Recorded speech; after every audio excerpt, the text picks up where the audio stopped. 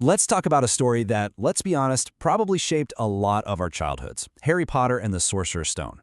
We're going to break down how this incredible adventure is a perfect example of the classic hero's journey, watching a seemingly ordinary kid become a total legend. You know that feeling, right? That little voice in the back of your head that says, hey, maybe this isn't it. Maybe there's something bigger out there for me.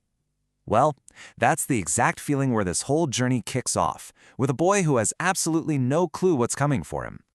So our story starts in, well, the most boring and frankly awful place you can imagine. We're not in a magical castle yet. Nope. We're in a regular house on a regular street, which for our hero is basically a prison. So, let's meet Harry Potter. His life is miserable. He's treated like he's just in the way, forced to live in a literal cupboard under the stairs by his own aunt and uncle. The Dursleys pretty much do everything they can to crush his spirit, all while having zero idea who he really is. And here's the wild part. In our world, the non-magical world, Harry is a nobody. But in the wizarding world, he's a superstar. He's famous.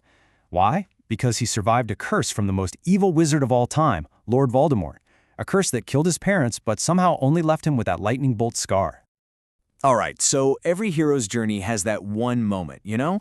The call to adventure that just flips their whole world upside down.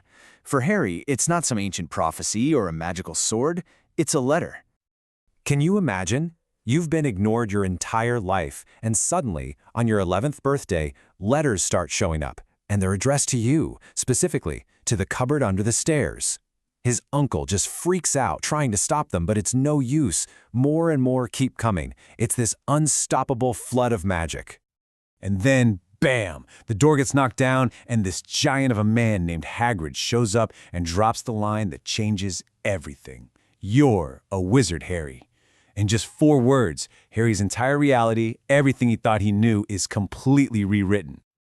So with the truth finally out, Harry steps out of his gray, miserable life and into a world of color and magic. For the very first time, he's not just some weirdo kid in a cupboard. He's about to find out where he belongs. And his new life is just a whirlwind of pure wonder. He's walking through Diagon Alley, this amazing magical marketplace. He feels a wand actually choose him. He gets a pet owl, Hedwig, and then, best of all, he gets to Hogwarts and is sorted into Gryffindor. He finds a home. He finds a family. He finally belongs somewhere. And of course, it wouldn't be school without friends and enemies, right?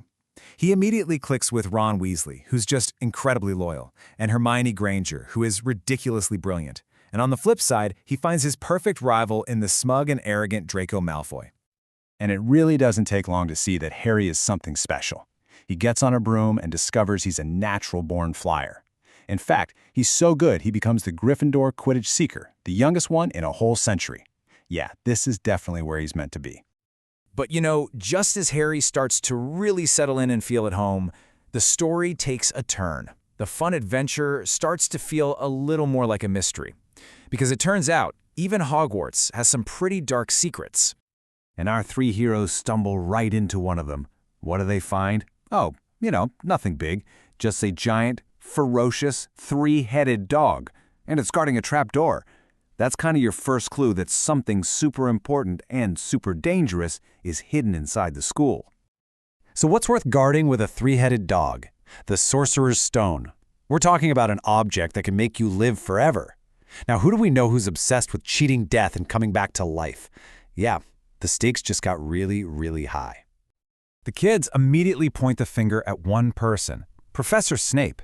I mean, the guy is just dripping with menace. He's greasy, he hates Harry from the moment he sees him, and they keep seeing him snooping around. He's the perfect bad guy. Maybe a little too perfect?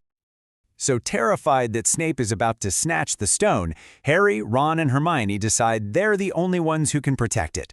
They do what any brave, maybe slightly reckless 11-year-olds would do. They go through the trapdoor themselves.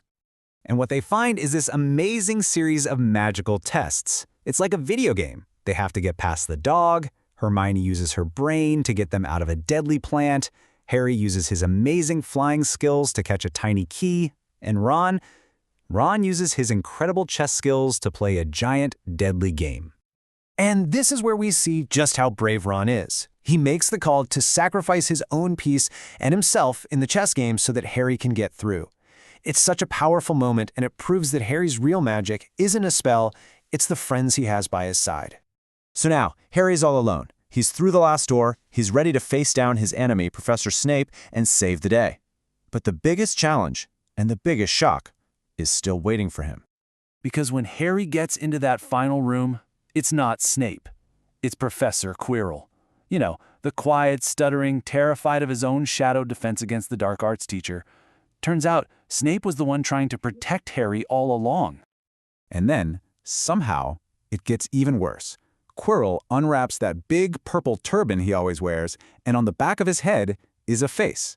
It's the face of Lord Voldemort. He's been living on Quirrell's body like a parasite, right there in the castle all year long. It is absolutely terrifying. When Quirrell tries to grab Harry, his skin literally burns. He can't touch him. And why? It all comes back to that night his parents died. His mother's love, her sacrifice to save him, left him with this ancient, powerful, magical protection. It's a power that Voldemort, who was all about hate, could never even begin to understand. So Voldemort's plan fails, and for everyone's safety, the stone is destroyed. Harry's first wild year at Hogwarts is over. And yeah, he has to go back to the Dursleys, back to the cupboard. But it's different now. He's not just a victim anymore. He knows who he is. He knows he's a hero. And that's what it all comes down to, right? That's the question that hangs over everything. This first battle wasn't won by some flashy curse, it was won by love. And as the saga continues, you have to wonder, if love is this powerful, what will it finally take to get rid of that darkness for good?